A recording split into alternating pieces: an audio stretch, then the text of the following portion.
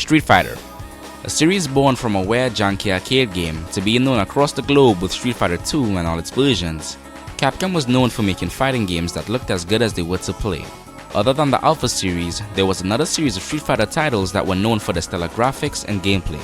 That being Street Fighter III New Generation, followed by Second Impact and Third Strike.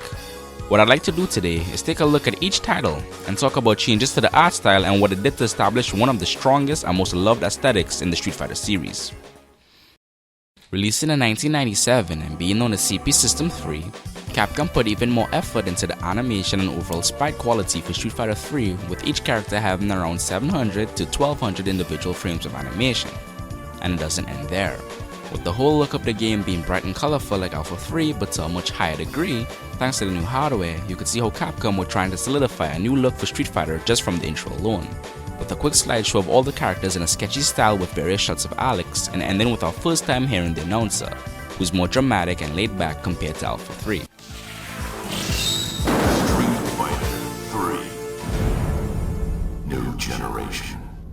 After pressing start, we're brought to the character select screen, with each character portrait being blocky with defined lines and detail. With a look at the character's in-game sprite as their icon, you choose a character and you're on to have your first match.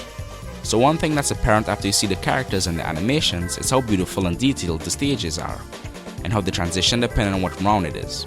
When you're doing a super or if it kills, it causes the screen to flash with multiple colors, bringing even greater emphasis to it.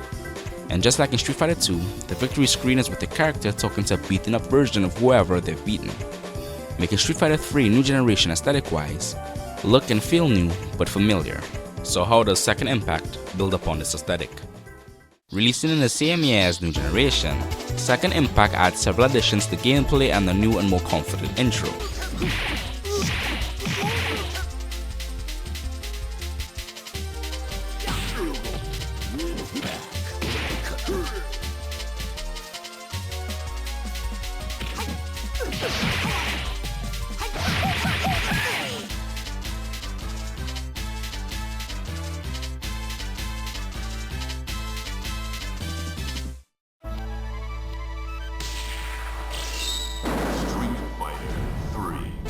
With new additions to the cast adding Akuma, Hugo, and Urien.